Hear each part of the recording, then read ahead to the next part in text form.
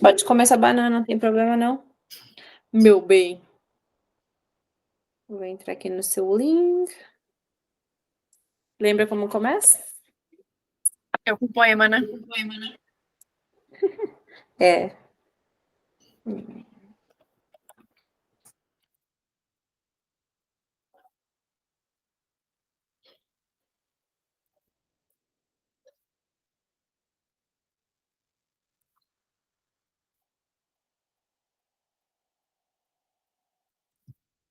Quem que escreveu essa? Foi. Tamo online. Oi, eu tô comendo a banana. Vou falar com a boca cheia. Eu vou comer a banana.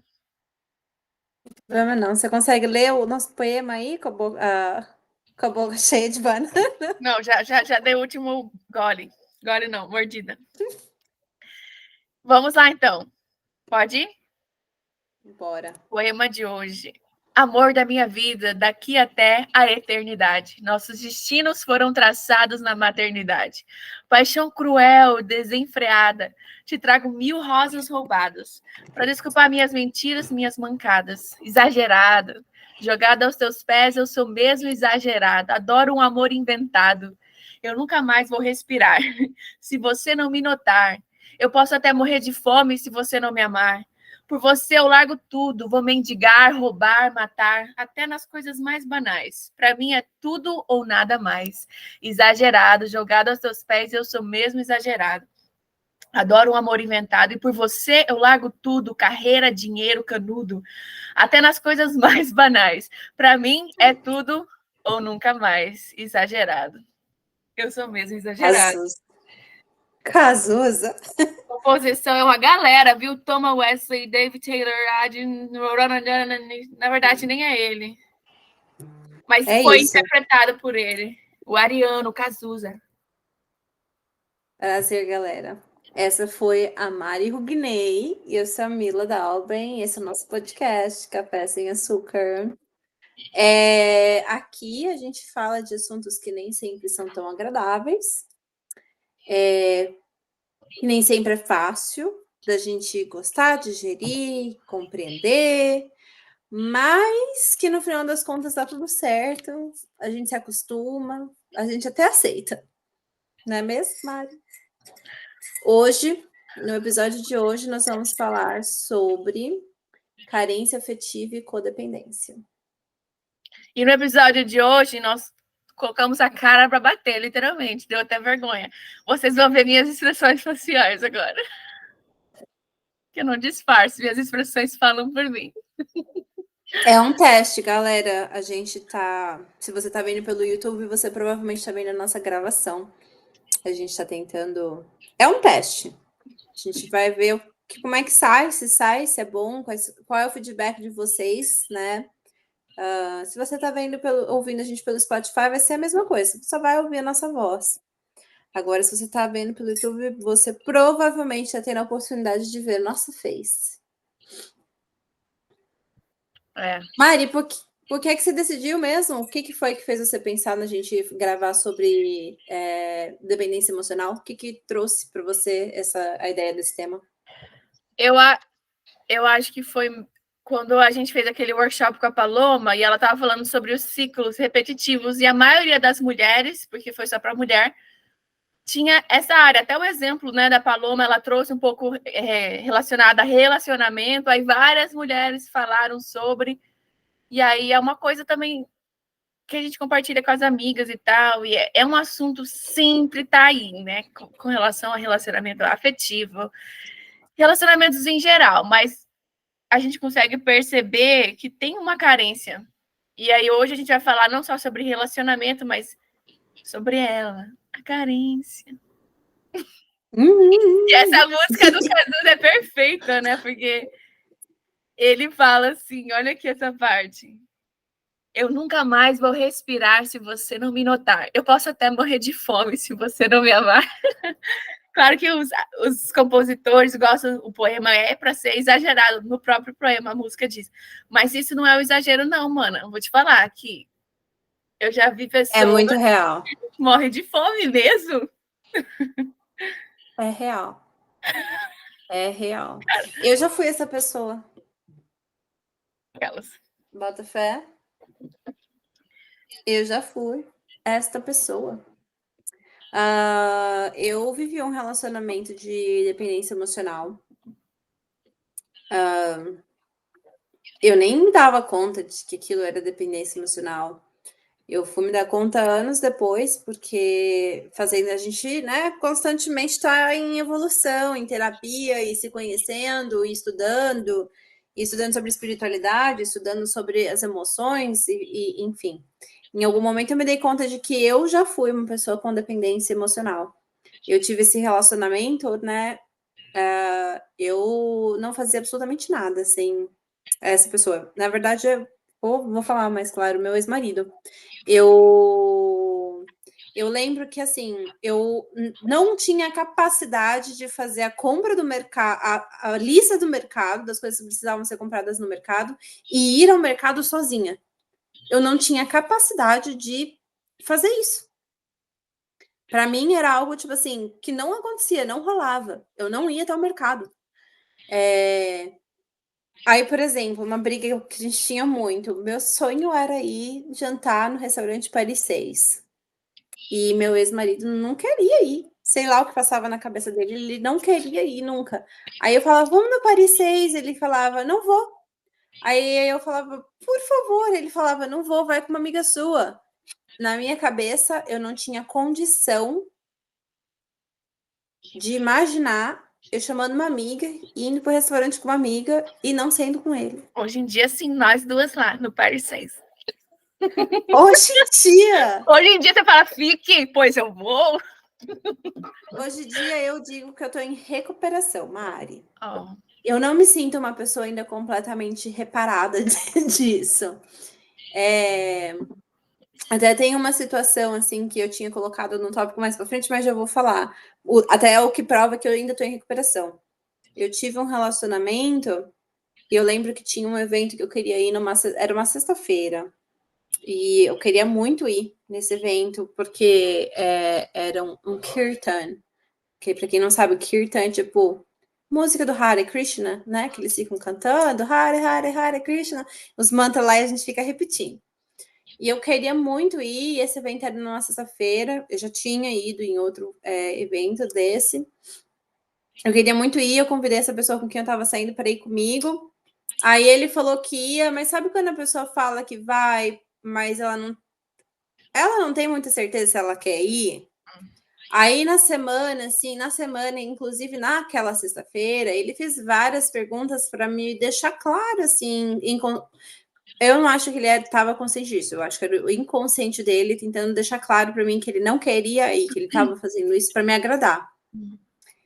E aí, no final das contas, bem próximo dia, eu já estava pronta, ele começou a fazer várias perguntas, eu fiquei bem irritada com as perguntas, assim, e cheguei a falar para ele, se você não quer ir, nós não vamos. E aí uma parte de mim naquele momento pensou, não vou mais, ele não tá afim de ir, não vou, só que aquele era o meu plano para aquele dia. O meu plano era ir naquele evento. Aí uma coisa depois falou dentro de mim, né? Por isso que eu falo que eu tô em recuperação. Falou assim, não, se ele não quiser ir, tá tudo bem ele não ir. Este é o meu plano para essa sexta-feira. Eu vou. E eu cheguei a comunicar, falei assim, olha só, tá tudo bem se você não quiser ir, eu vou porque realmente é algo que eu quero muito ir e que eu sei que faz bem para minha alma. É o tipo de evento, de coisa, de lugar que eu quero ir. Eu já não sou com meu filho já tá no babá para eu ir neste evento. E aí não acabou, no final das contas, que ele foi, e foi ruim que ele foi. Era melhor, não. Foi ruim. Ele ficava me dando a sensação de que ele queria ir embora. A people pleaser, né? A mulher dentro de mim que quer agradar o outro estava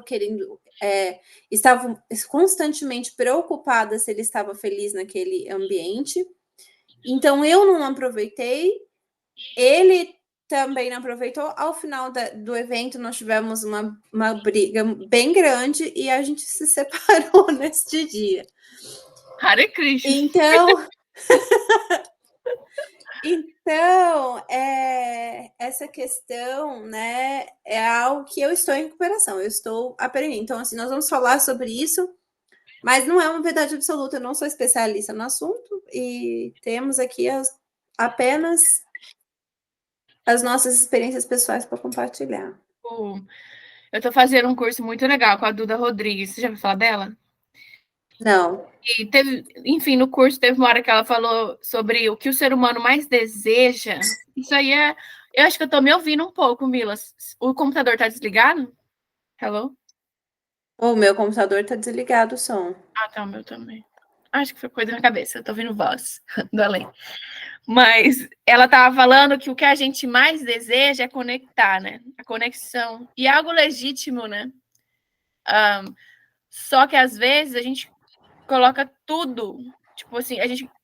Talvez entra também um pouco de autoestima, vaidade, todas essas questões. Às vezes a gente não tem autoestima ou autoconfiança. Ou até a nossa identidade não está formada muito, a gente não sabe quem a gente é. Daí a gente quer tanto se conectar com o outro, e principalmente romanticamente, porque é o que a sociedade coloca, né? O que a gente consome em música, em novela, e aí fica criando um realismo, e aí você quer tanto se conectar que você abre mão da sua autenticidade. É uma coisa que a primeira coisa que eu vejo, uma observação, sabe? Que a pessoa abre mão, é a autenticidade. Eu lembro, eu tinha uma amiga, bem no passado, e agora eu tô me ouvindo mesmo. Hello? Sei lá. Para mim tá bom. Eu não tô ouvindo você. Desliga o som do seu Computador, tá desligado.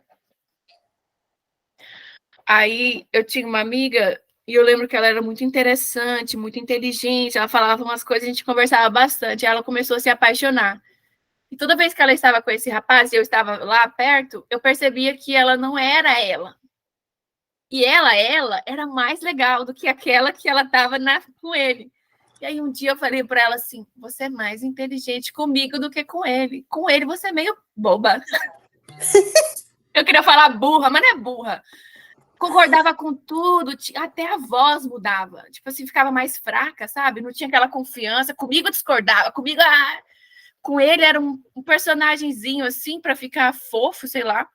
E aí eu lembro que ela falou: é verdade, eu faço isso mesmo, me sinto mal.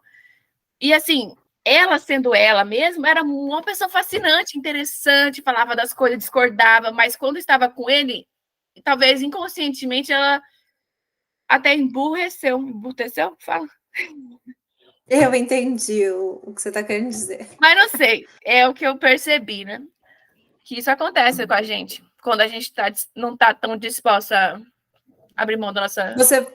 Você falou essa questão aí da autenticidade.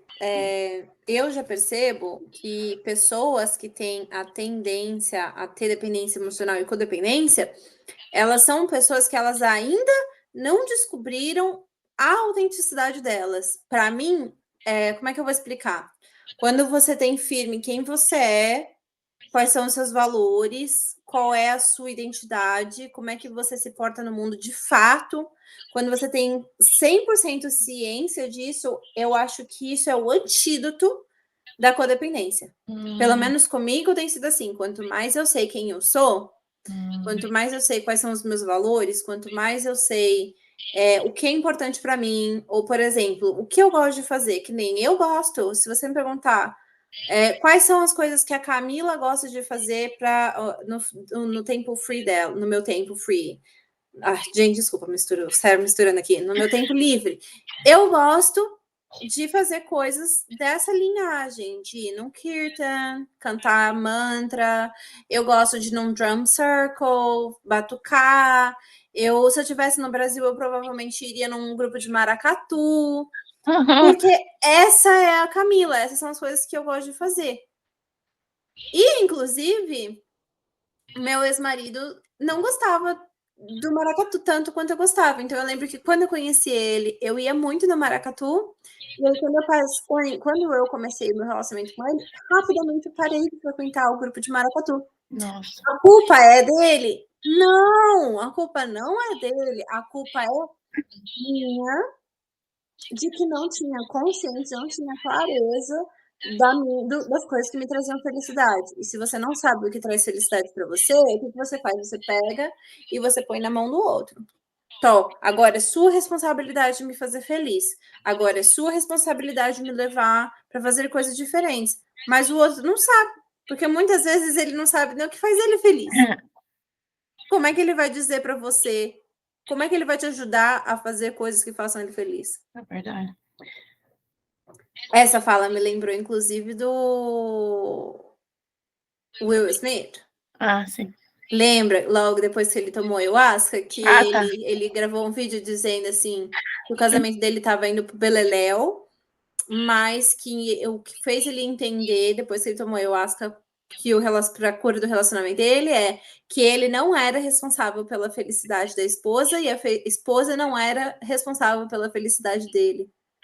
Ah, tá. Eu achei que você ia falar do tapa, porque fala Will Smith, Will Smith, a gente já pensa no tapa. Infelizmente, o que é negativo marca. Não, eu lembro, para mim me marcou muito isso, porque é real. E aí ele falou que ele saiu para ir descobrir as coisas que faziam ele feliz e que isso foi a salvação do casamento dele, porque ele sabia as coisas que fazia ele feliz. É, Então, mas, sabe, e- eu acho também a carência é um peso energético também, porque eu nunca estou me colocando como melhor ou pior, eu já tive essas carências com relação à amizade, eu acho.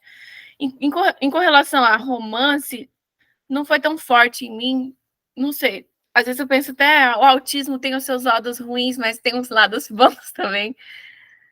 Mas uma coisa que eu percebo, assim, é que eu conheci pessoas carentes que foram carentes comigo. Eu vou dar esse lado, assim, um pouco. É um peso. Você não quer estar com a pessoa. Eu acho que você também, com certeza, vai ter pessoas que vão ser carentes com você, né? Porque você sente, nossa, eu tenho que ser muito bom para aquela pessoa, ela tá esperando muito de mim, parece que você não pode falhar, a pessoa tá, tipo, me ama, eu tô aqui por você, eu vou fazer tudo por você, a pessoa tá te dando tudo, e aí você sente um peso, porque, meu Deus, eu não posso nem ser eu, a pessoa tá esperando tudo de mim, ou até fica tendo uma cobrança, às vezes não uma cobrança até muito, assim, estou te cobrando, uma cobrança meio sutil, e aí você fica se sentindo, nossa, eu não tenho nem espaço aqui muito para existir. Então a carência, ela suga a pessoa que está sendo carente, mas eu acho que ela suga o outro também. E eu tive uma amizade, é que eu nunca fui muito assim, relacionada, aquela pessoa que está sempre com a galera. Hoje em dia que eu tô, que eu achei minha galera. Mas na minha vida eu tive poucas amizades, mas eu lembro que eu tive esse amigo que foi muito amigo meu, tipo assim, melhor amigo. E eu acho que a gente tinha uma relação assim de carência e às vezes até mútua, sabe? E eu sinto que teve uma época assim que, principalmente quando eu me mudei para cá, porque a gente se mudou junto de país, eu fui muito carente com ele. Isso sobrecarregou muito. E não, eu não era uma carente explícita, mas era energético, mano. Você tá ligado? Eu tô falando. Porque eu nem era do tipo que ia falar, que ia ficar em cima, mas na minha cabeça era tão assim: você é meu amigo, eu tô sozinha, e eu não tinha condição de ficar comigo mesmo, que eu acho que ele sobrecarregou e ficou muito foda, sabe? O peso que você dá pro outro, sei lá. eu já passei por situações assim. Tem uma pessoa na minha família que é assim, mas lá no Brasil que isso acontecia. E é difícil porque é o que você falou, drena. Para quem tá do outro lado também recebendo o peso, treina. E eu lembro que logo que eu mudei para cá, foi ótimo, assim, não ter mais o peso dessa relação com essa pessoa na minha vida, porque eu me sentia realmente drenada. E aqui também eu passei por isso. E eu precisei pôr um limite, assim, até porque teve um dia que eu percebi que nessa relação eu nem tinha. Eu era amiga dessa pessoa, eu ouvi ela por muito tempo, por muitas horas, às vezes no dia, e eu mesma não sentia vontade de compartilhar nada meu.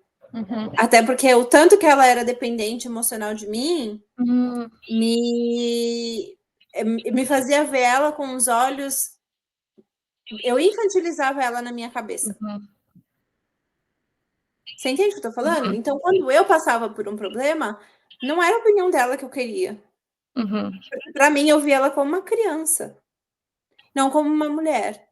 Uhum. Então é engraçado esse ponto de vista de que o outro também sofre. Depende, né, mana? Porque se uma pessoa que tem codependência, ela tromba com um narcisista. Isso que eu ia falar. Agora que eu não citar nomes, espero que esse meu amigo não assista esse podcast, porque ele era narcisista, viu?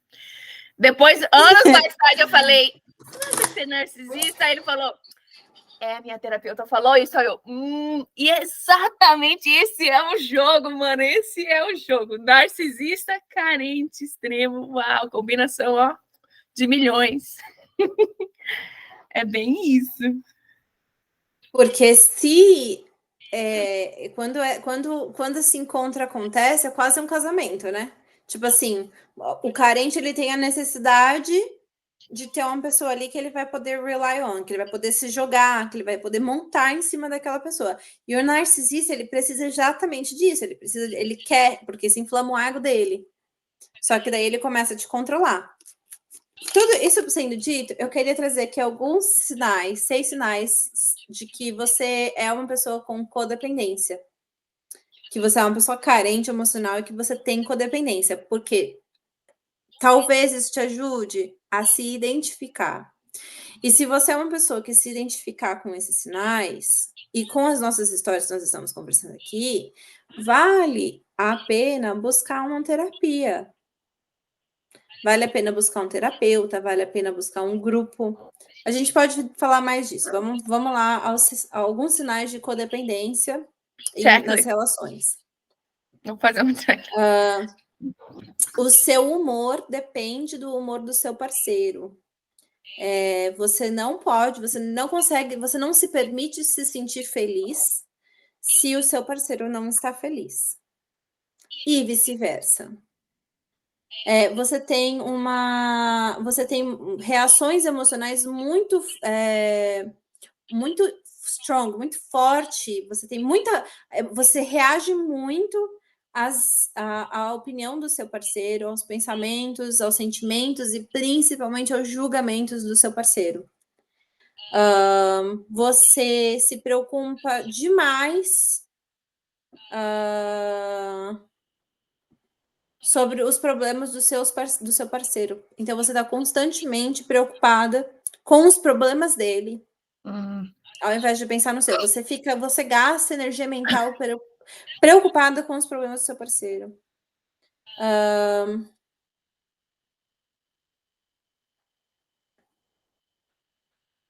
Você se preocupa tanto com as necessidades do seu parceiro que isso toma o seu tempo que você teria para dedicar à sua carreira, aos seus hobbies, às suas atividades, aos seus amigos, à sua vida pessoal. Outro sinal aqui, você somente você sempre quer passar tempo com o seu parceiro e você vai deixar de fazer tudo aquilo que é bom para você e das coisas que você quer. Então, as suas atividades, as atividades que você gosta, você vai deixar de frequentá-las, você vai deixar de fazer. Você vai. Se o seu parceiro desaprovar de alguma forma, então você não vai nem pensar em voltar naquela atividade ou naquele lugar, ou usar aquela roupa, ou, enfim, ser você mesma. E você vai sempre tentar agradar o seu parceiro, porque você tem medo da rejeição, você tem medo que ele vá embora. Eu me identifico com vários. Inclusive, quero comentar uma, Mari. Eu lembro que eu tive um outro relacionamento que o cara me pôs para ser dona de casa, velho. Só que, até porque eu estava muito frágil, quando eu comecei aquele relacionamento, eu entrei nesse relacionamento porque eu estava num momento da minha vida muito frágil, eu estava passando por situações muito ruins da minha vida pessoal, sabe? E aí essa pessoa entrou na minha vida, eu falei, pronto, a salvação dos meus problemas tá aqui, chegou. Aí eu comecei a me relacionar com esse cara, rapidamente eu estava praticamente vivendo na casa dele, e quando eu vi, eu não tinha mais tempo para sair, eu não tinha mais tempo para estudar, eu não tinha mais tempo para trabalhar, sabe por quê? Porque eu tinha que limpar e cozinhar. Havia um peso em cima disso. Tipo assim, se era uma terça-feira e nessa terça-feira eu gostaria de ir fazer qualquer coisa com as minhas amigas, ou, por exemplo, minha profissão aqui, ela exige muito de mim, de que eu esteja em locais, de que eu seja social, de que eu esteja fazendo coisas. Então, por exemplo, se é uma terça-feira e não tem janta, eu não ia poder ir fazer o que eu precisava fazer porque a janta não estava feita, ou porque a casa não tinha sido limpa naquela semana. A culpa é dele? Meia culpa. A culpa é minha que aceitava isso, É. mana. A culpa não é dele. Esse é o que ele procura para a vida dele, talvez ele encontre. A culpa é minha de que caí nessa, entendeu? Porque eu queria estar ali, eu precisava do relacionamento acima de qualquer coisa. Porque eu não estava bem. Eu não estava feliz. Eu estava totalmente perdida e desconecta de mim por causa do que eu tinha passado naquela fase. Aí, pronto, tinha eu com uma necessidade de um relacionamento para me sentir segura. E tinha ele com necessidade de ter alguém para limpar e cozinhar. Casou. Tem aquele psicanalista que eu sempre cito ele, Flávio, ó, lembrei, nunca lembro o nome dele, Flávio, lá. Ele fala isso, né, que pessoas felizes, sozinhas, não ficam em relacionamento ruim. E uma pessoa infeliz, ela pode ficar num relacionamento infeliz. Daí eu entendi, agora você falando isso, eu lembrei dessa frase, porque, cara, se você tá feliz, tá lá na sua vida curtindo, entra um relacionamento que tá te fazendo mal, você não vai ficar, porque a sua vida por si só já estava boa. Por isso, talvez você fique até mais exigente, mas agora, se a sua vida estava ruim e o peso da solidão e eu acho também, mana, até no livro que a gente está lendo, Mulheres que Correm com os Lobos, também, o casamento é visto como uma ascensão social, né? Até, é tipo uma graduação, uma formatura, sei lá, alguma coisa que você faz na sua vida que você se torna mais importante aos olhos da sociedade. O casamento, historicamente, para a mulher, era uma. Igual aquele filme lá, Little Women, a proper economic imposition, né? Uma imposição econômica, porque até para ela viver bem, dependeria de com quem ela ia casar. Então, historicamente, um casamento significava muito uma ascensão social, uma coisa assim, nossa, agora eu sou alguém. Mas eu acho que isso hoje em dia talvez não seja a realidade, porque algumas mulheres ainda, infelizmente, necessitam financeiramente do parceiro e tal. Mas eu percebo que é uma coisa inconsciente, sabe? Mas a minha mãe, agora eu comecei, né? Fala da minha mãe, tem que falar. Eu sei que você quer falar, só vendo essa carinha aí. Deixa eu só falar. Você tá queimando pra falar, mano. Eu sabia que esse assunto você ia me empolgar. Mas a minha mãe, ela era muito dependente econômica do meu pai. E ela nem terminou o ensino médio, ele nunca incentivou ela. Teve uma época no Brasil que ela começou a fazer uns doces. Minha mãe, você sabe, a mãe, né? Sagitariana, onde ela põe a mão, o trem voa. Ela gosta. Melhor brigadeiro. Melhor receita de brigadeiro da vida. E ela estava crescendo até financeiramente. Meu pai não incentivava. E ele sempre se colocou na vida dela como eu te salvei, eu te tirei da pobreza, sabe aquela coisa? E aí, quando a gente veio para os Estados Unidos, a vida econômica dela melhorou e estava até melhor que a dele. E aí, um dos motivos, eu acho, porque o lado financeiro pesa, o lado de você ter uma garantia de sobrevivência, de você ter um mínimo de conforto. Então, acho que essa questão também. Mas por que eu tô falando isso? Era outra coisa que eu tô falando. Não, mana, a dependência financeira é algo que mantém as pessoas presas em muitos relacionamentos. Inclusive, tá aqui na minha lista de tópicos. Ah, é? Era isso que eu queria falar. Então, bora, fala aí. É bem real isso. A dependência Assim, né? Eu percebo que a gente cai em muitos relacionamentos, primeiro por dependência emocional. Principalmente no começo, né? Então, o relacionamento tá começando, e se você é uma pessoa que tem dependência emocional, você vai se envolvendo, você vai se envolvendo, você vai se envolvendo. Aí a pessoa erra com você, mas você tem dependência daquela pessoa, você tem dependência da segurança daquele relacionamento, você tem dependência de que você vai chegar num evento social, você vai chegar no evento da sua família acompanhada. Então, você mantém aquela pessoa ali. Só que daqui a pouco, uma dependência que também entra muito de jogo e começa a ganhar espaço e prende mulheres, principalmente, em relacionamentos extremamente abusivos, é a dependência financeira. Porque se você não tem condição de se sustentar, se você não tem individualização financeira, você vai fazer o quê? Você vai ficar ali. Uhum. Quantos casais eu conheço? Gente, não é um, não é pouco. Aqui nessa Boston, então, socorro Deus, quantas mulheres estão em relacionamentos ruins porque elas não têm condição de se sustentar. Porque elas não têm condição de sair, elas não têm condição financeira de sair daquele lugar. E aí, veja só, se você tá ali se relacionando com um narcisista, se você tá ali se relacionando com uma pessoa que tem muitos proveitos, porque você tá ali, porque você cozinha, porque você é bonita, porque você. Whatever, quais são as vantagens que essa pessoa tem, e aí ela ainda te controla financeiramente, pronto. É a escravidão na Terra. A gente fala escravidão são de várias formas.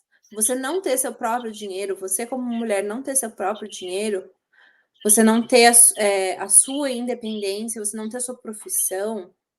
Porque tudo bem, de repente você tá num relacionamento onde as contas são todas conjuntas, e de repente você não tem nenhum dinheiro que é só seu. Ainda assim, tá tudo bem, porque se você tem uma profissão, ou se você tem um norte, mesmo que você saia daquela relação sem absolutamente nada, com zero no bolso, ou até mesmo que nem quando eu me separei, eu sabia que eu não tinha contribuído com nada financeiramente, porque eu estava, né, ainda estudando e tal, eu sabia que eu não contribuí com nada com dinheiro. Então eu saí do meu relacionamento com meu ex-marido sem nada. Mas até porque era da minha índole. Eu sabia que eu não tinha posto dinheiro ali. Então eu saí basicamente com as minhas roupas, com as minhas coisas e meus dois cachorros. Mas eu tinha uma profissão. Mas só uma coisa, tá, mano? Posso só falar uma coisa? Tá. Mesmo que a pessoa não contribua financeiramente, igual minha mãe não contribuiu com meu pai, mas o que eu aprendi? Uma coisa: o suporte emocional que você dá para uma pessoa, se não fosse pela minha mãe, o meu pai não teria construído aquela casa. Não teria feito coisa, mesmo que ela não contribuiu financeiramente, mas ela estava cozinhando, limpando, cuidando dos filhos, ela estava ali também. Então, mesmo que a pessoa, ela tem um direito, ela está ofertando alguma coisa, de certa forma, mesmo que não seja um financeiro. Eu concordo com isso em gênero e número e grau, Mari. Mas o que eu quero que quem tá ouvindo entenda é mulheres, principalmente, busquem de ter uma. Tipo assim, se você amanhã tem que sair, e se por algum problema, certo ou errado, você sai com nada, você tem por onde recomeçar? Você tem amigas? Amigas. Porque quantos relacionamentos a gente não perde até as amizades? A gente não se afasta até das nossas amizades. Você tem amigas para contar? Você tem homens, né? Porque eu acho que isso não deve acontecer só com mulheres. Eu acredito que tem muito homem que passa por isso também. Tem muita mulher tóxica também. Tem muita mulher louca também, assim, E eu já fui, tá? Eu já fui controladora a ponto de ficar querendo saber onde que estava meu parceiro, o que estava fazendo, que horas ia chegar e de surtar depois. Eu já fui essa pessoa. Aquelas, eu não falo mal de mulher nesse podcast, só dos homens. Mulheres são perfeitas. Não, Não, a gente tem que assumir o nosso sim, lado sim. também. Eu já fui bem descompensada também. Então, enfim, busque independência financeira. Aí, por coincidência, Olha, gente, eu tô com a matraca solta. Não, mas sabia, mano. Esse assunto vai render. Por coincidência, eu tenho uma pessoa que eu conheço e que eu amo muito. Essa semana passada, ela me falou, inclusive, tipo assim, eles têm metas financeiras diferentes no casamento. Então, eles têm conta conjunta. Só que ela tem umas coisas que ela gosta de gastar dinheiro, que ela gasta muito dinheiro. E o marido dela não tá de acordo com gastar dinheiro com isso. Ele não é feliz gastando dinheiro com isso. E eles fizeram um combinado que eu achei muito legal. As contas deles são conjuntas. Então, assim, as contas, a vida deles é conjunta, porque eles estão nessa para dar certo. Então, o dinheiro deles, que entra dos salários, entram na conta dos dois e eles pagam todas as contas, e era assim. Então, quando ela queria gastar o dinheiro dela com essas coisas, que ele não concorda, eles tinham ali alguns desentendimentos. O que eles criaram? Qual sistema eles criaram agora? Não, tô ligada, sei o que você tá falando. Da hora. O dinheiro entra para a conta dos dois. E passa uma... Eles pagam as contas. E eles estão criando o dinheiro deles e a poupança deles e tudo. Só que cada um deles tem direito a tirar R$500 para contas separadas todos os meses. Uhum. O que ela vai fazer com esses R$500 que ela tira todo mês é problema dela. Ela não deve satisfação para ele. Dos R$500 que ele tirou é problema dele. Ele não deve satisfação para ela. Uhum. Mas as contas estão ali pagas. O dinheiro em conjunto deles está crescendo. Eu achei isso tão, tipo... Cara, que solução linda. Sim, mana, eu acho que eu sei de quem você tá falando, porque essa pessoa me contou isso, eu achei genial. Mas em dólar, né? Não era real, no caso. Só que... Eu acho, então, que é outra pessoa, porque essa pessoa, ela mora no Brasil. Ah, é? É a mesma coisa. Olha, achei... Deve ter alguma trend aí. Mas eu conheci, você falou isso, tinha uma conhecida minha que hoje em dia ela até divorciou e é muito bem financeiramente. Inclusive foi a vida financeira, ela me conta. Foi a vida financeira que me libertou do meu casamento. Porque ela era muito dependente dele financeiramente. Ela falava assim, cara, se eu quisesse um perfume, eu tinha que fazer chantagem emocional, eu tinha que implorar. Eu tinha que dar minhas razões. É igual uma criança pedindo para um pai, ai, posso ir ali? Tipo assim, porque para ela ter algo, porque ela não tinha a condição de ter algo que não era super necessário. Tipo, um perfume não é uma necessidade. Mas que triste, né, mano? E é uma dependência mesmo, com certeza. Não. Gente, imagina, eu passei isso no meu casamento, na época em que eu não trabalhava, né? Porque, como eu falei, meu casamento era nova e eu estudava e tal. Uma vez eu queria comprar uma lingerie. Tipo assim, aí eu tenho que falar, me dá dinheiro aqui para eu ir ali na loja comprar uma lingerie para usar com você. Tipo assim, isso já estragou todo, já estragou o clima, já estragou a surpresa, já estragou o rolê, sabe? Eu acho que, na verdade, no fundo, nem os homens não gostam disso. Só que eles são também tão acostumados com ter a mulher dependendo deles, ter o sentimento de posse, que é algo que vem aí ancestral, que deve ser confuso até na cabeça deles. Mas no fundo, eu acho que eles nem gostam. Tipo assim, de não ter essa possibilidade de ser surpreendidos com, por exemplo, uma coisa dessas, entendeu? Sei lá. Homens, manda pra gente aí, diz como que funciona pra vocês. Como que vocês lidam com essa questão da dependência e de uma mulher dependendo de vocês? Como vocês sentem? Inclusive, aos homens que estão ouvindo, se vocês quiserem alguém mandar uma mensagem para a gente se colocando de vir participar de um podcast para a gente falar sobre isso, tendo um homem, seria super interessante. Como é que vocês se sentem quando vocês têm uma mulher dependendo de vocês, assim, emocionalmente, financeiramente? E a gente fala muito de coisa mais mainstream, né? Porque a gente tá falando muito de heterossexual, mas nossas amigas gays, amigos gays, todo mundo tá incluso. A gente quer ser super inclusive no nosso podcast, mas é só porque é uma realidade que a gente vê mais geral, né? Tipo assim, essa dança entre o macho alfa e a fêmea. Inclusive, fêmea significa conformada vítima. Eu aprendi, não sei se é verdade, eu vi isso recentemente. A palavra fêmea. Conformada vítima. Que horror. Também não vou falar mais. Que horror. Ô, mana, você falando isso agora, você me levantou um questionamento. Será que as relações das lésbicas existe mais dependência emocional? Vou falar por quê. Eu sou uma pessoa com um pouquinho de carência emocional e algumas vezes eu falei para mim mesma, you know what? Eu vou me relacionar com uma mulher porque talvez uma mulher vai ser capaz de me dar e de me compreender as minhas necessidades emocionais. Será que no mundo das lésbicas tem mais codependência emocional? Vamos chamar nossas amigas. Mas sabe, o pessoal tem uma piada, né? Que eles falam assim que lésbica casa rápido. Que namorou, já casou. Talvez porque ninguém é ensinado a ser lésbico. Porque até então, até hoje, a sociedade considera isso como uma escolha, uma opção, um não natural. Todo mundo é ensinado, desde criança, você vai casar. Mulher é ensinada a ser mulher, homem é ser homem. Eu acho que no feminino coletivo existe aquela coisa do casamento, da união de dois, do romance. Então, mesmo a mulher sendo lésbica, ela foi educada como mulher dentro de um lar para casar com um homem, mas mesmo que a orientação dela seja diferente, ela ainda tem aqueles mindsets, né? Tipo assim, eu ainda tenho aquela predisposição de preciso me unir, preciso me amar. Todas as minhas amigas falam que amar. Eu já gostei de mulher, assim, tivemos aquelas emoções, sentimentos, coisas, casquinhas, brincadeira. Eu te amo demais, mano.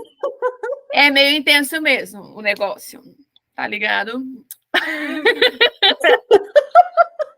Mana, qual que é o seu Vênus no seu mapa astral? Que é a casa do amor, o né? meu quê? A minha Vênus? Eita, peraí que eu já te falo. O meu é Aquário. Eu nem sei. Peraí, eu fiquei curiosa agora. Minha Vênus. Eu acho que talvez seja Sagitário, porque eu acho que eu sou meio preciso de liberdade, assim.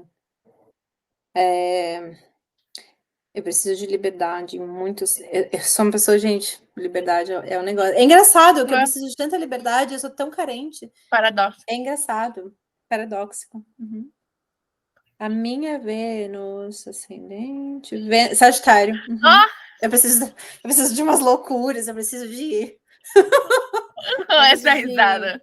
Entendi já. Entendi. Entendi. Ela precisa. Novidade, eu preciso de viagem, eu preciso de espontaneidade, sabe? Eu preciso de movimento. Senão eu fico muito entediada. Eu sei disso. Assumo. O que mais que eu já falar? É tanta coisa, nossa. Sinto que eu. Não sei se a gente saiu do lugar. Saímos, Aqui, né? não falando muita coisa. Aqui, se você é um ser humano que está se identificando como sendo uma pessoa que tem dependência emocional, dependência financeira, primeira coisa de tudo, gente, busquem um terapeuta. Fato. Nós não somos ninguém sem um terapeuta. E se você acha que você é bonzão o suficiente para não precisar de um terapeuta, saiba que tem gente no mundo fazendo terapia para lidar com você. Tá bom? Se você acha que você não precisa de terapia, saiba que tem alguém fazendo terapia por sua causa. Saiba que você é o vilão da história de alguém. E mesmo fazendo terapia, a gente ainda é vilão da história dos outros. E tá tudo bem. É a vida. Mas façam terapia para ajudar a ser menos vilão, por favor. A outra coisa que eu te falo é, gente, busquem descobrir quais são os hobbies de vocês. Quais são as coisas que vocês gostam de fazer. Eu gosto de pintar. Eu gosto de pegar uma sexta-feira e ir lá em Boston, no bar, para sentar e pintar. Então tá, então saiba que é isso que você gosta de fazer.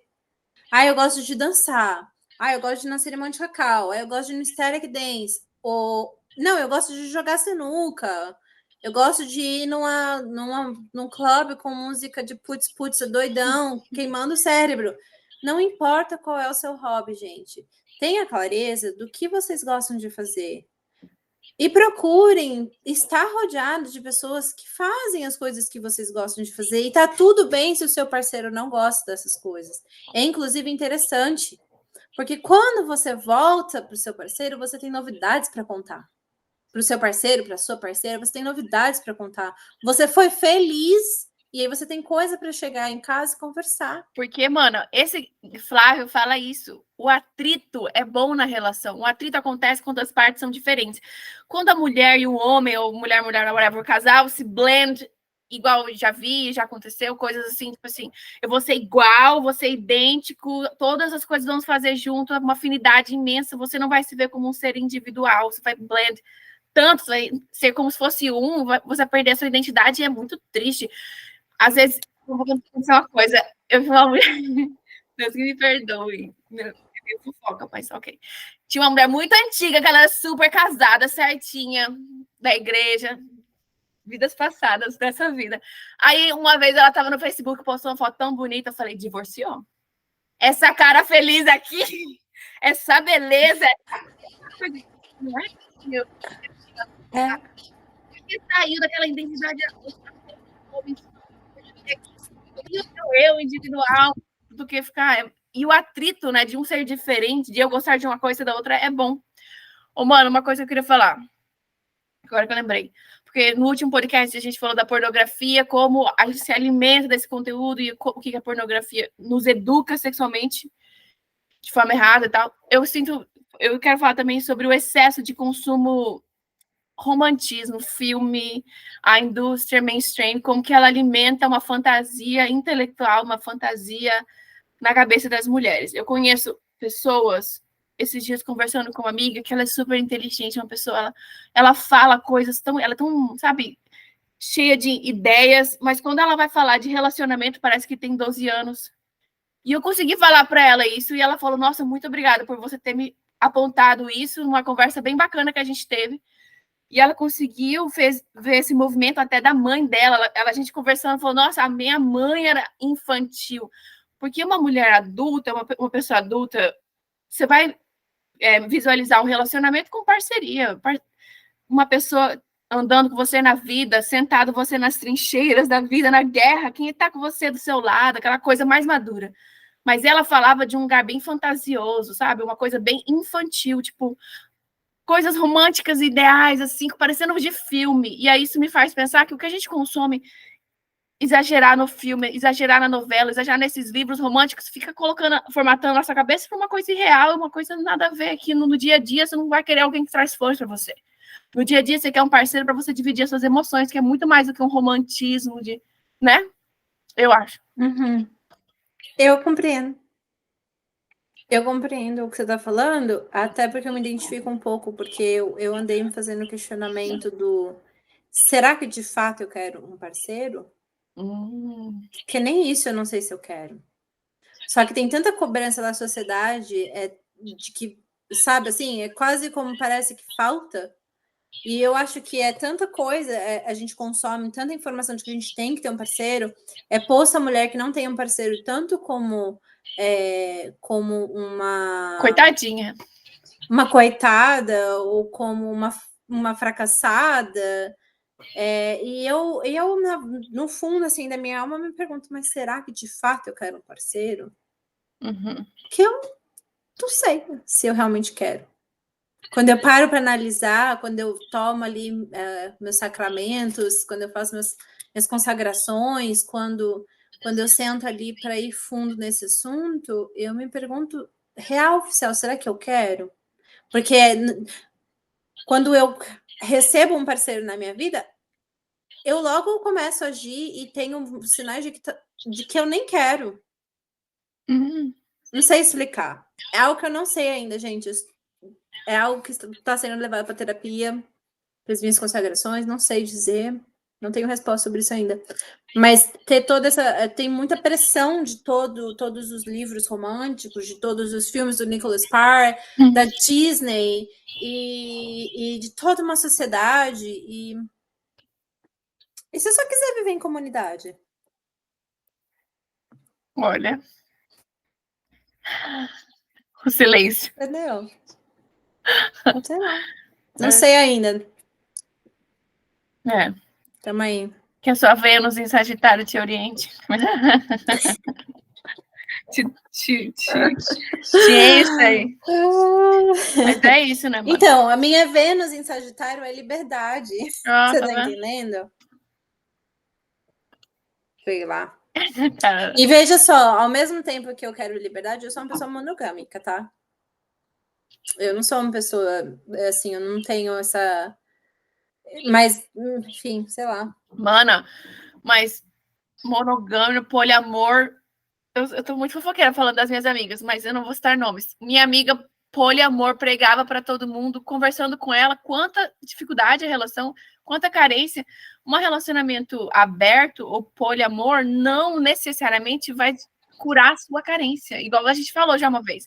É muito melhor você curar a sua carência e se preparar para o poliamor com a consciência do poliamor, porque o poliamor é uma pessoa que quer se abrir para mais pessoas. Mas se você está fazendo isso só para saciar outras coisas, vai ser tóxico do mesmo jeito. Não é a solução. Eu vejo algumas pessoas pregando poliamor é a solução de todos os problemas. Não acho. É outro tipo de relacionamento que é saudável ou não, vai depender de quem tá nele. Nos meus estudos de neurociência, o poliamor e a monogamia é uma questão genética. Ah, é? Uhum. Fazer um exame de sangue ali. É um gene. Existe Lá.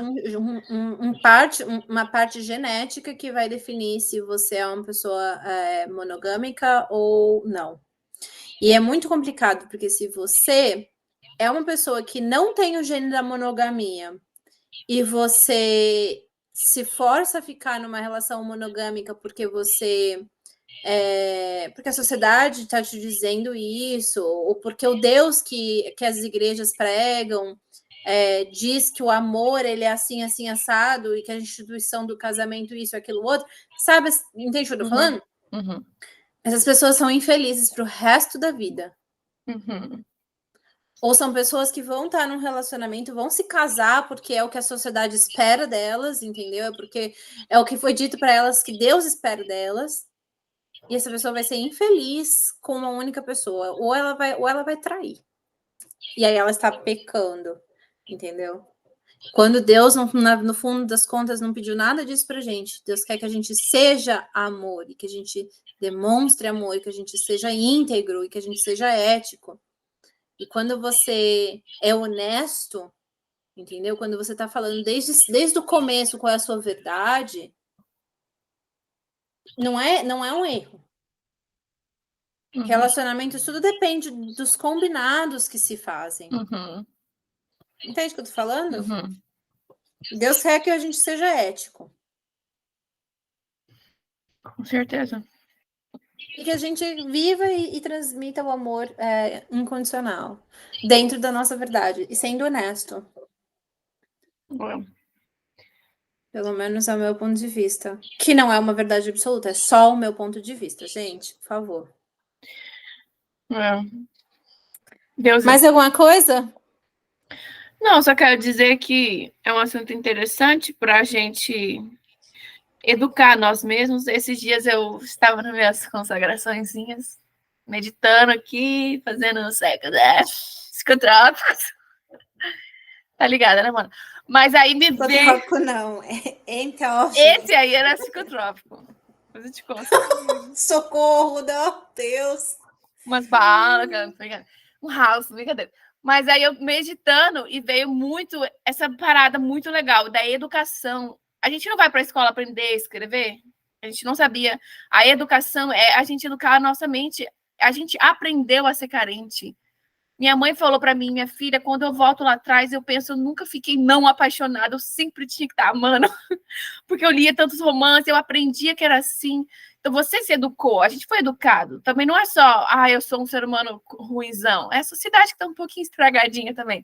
Mas se a gente se educar, e é isso que eu estou tentando sempre me educar, e no nosso, na nossa comunidade, nas nossas rodas, a gente também se educa com outras coisas, a pensar, não, essa era a minha forma de pensamento. Eu pensava que eu só ia ser feliz. Eu tenho amigas que falam, falta alguma coisa, eu não sou feliz sozinha. É uma sensação muito forte dentro que não tem como questionar. Ela se sente assim. Mas a partir do momento, eu acredito, se você se educar, encher sua mente de outras músicas, de outros filmes, de outros livros, vai mudar. Porque educação tem essa capacidade. E a palavra educar vem de extrair, tirar algo. É o que eu vi na internet, não sei. Então, você está tirando algo de você, um velho pensamento, um velho hábito, que não é fácil. Eu vi um filósofo falando, Um hábito, você não tem que jogar ele pela janela, você tem que descer ele degrau por degrau.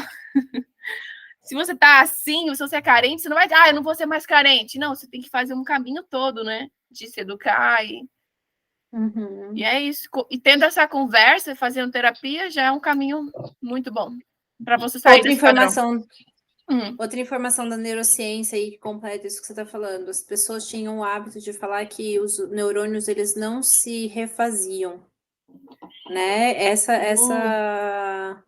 Essa coisa já caiu, tá? Neurônio se refaz, existem inclusive algumas medicinas, umas plantas medicinais, inclusive a Santa Maria, e os mushrooms, que elas influenciam na neuroplasticidade, né? Que é a criação de novos caminhos cerebrais. Não estou fazendo apologia de nada, gente, pelo amor de Deus. Inclusive, nem sou fã de Santa Maria, que é a maconha. Não é o meu caminho, mas, assim, existem, entendeu? Só estou falando assim, foi dito pra gente lá atrás que depois de certa idade a gente só perde neurônio. Não é verdade. Isso é mais uma fala da sociedade para te controlar. Você assim, você não vai mudar, aceita. Não, gente. Enquanto você estiver vivo, há possibilidade para mudança. Depende do quanto você quer. Inclusive, o seu cérebro é capaz de mudar os caminhos neurais que eles fazem. Dito isto, concluo minha fala. Também estou concluída. Tá concluída? Então, agora é só fazer um pouquinho de merchandising. Vai lá. Gente, mais uma vez, se você ouviu até aqui, por favor, comenta. Deixa um comentário para a gente saber que você ouviu. Pode ser só um, hey, eu ouvi tudo. Se você sentir no seu coração, dá a sua opinião, manda mensagem para a gente no nosso Instagram, aqui no Spotify, no YouTube, dependendo de onde você está assistindo, onde você está ouvindo. Dá feedback para a gente, porque hoje o que nutre essas horas que a gente dedica aqui para a produção desse podcast é somente o contato de vocês, né? São os feedbacks de vocês. É isso que está nutrindo a nossa alma para continuar fazendo o podcast. E sim, a gente precisa da ajuda de vocês para que isso possa crescer mais. Porque se a gente não tiver, sei lá, acho que 500 seguidores, sei lá quantas 1000 horas de vídeos assistidos, a gente não consegue aplicar para o YouTube patrocinar a gente. E, gente, se você gosta do assunto que está trazendo aqui para você, se isso de alguma forma está ajudando a sua vida, por favor, compartilha para outras pessoas virem assistir. Porque daí a gente vai poder aplicar, entendeu? Isso aqui é a hora da nossa vida, é a hora que a gente podia estar fazendo outras coisas, mas eu tenho como missão levar informação, gente. É parte da minha alma. Então, assim, se você está sendo beneficiado de alguma forma, compartilhe. E ajuda a gente a levar mais, né? Olha essa mulher aqui, a Mariana. É possível que você não se divertiu com ela um pouquinho hoje. Entendeu? Então, leva a nossa mensagem para frente, divulga a gente, por gentileza, comenta, fala para os amigos, fala inclusive para as pessoas que você acha que não estão preparadas para ouvir a gente, porque de repente são os nossos podcasts que vão começar a quebrar ali algumas cascas dessas pessoas. E é isso. É isso, gratidão. Gracias. Beijos de luz para todo mundo. Bye, bye.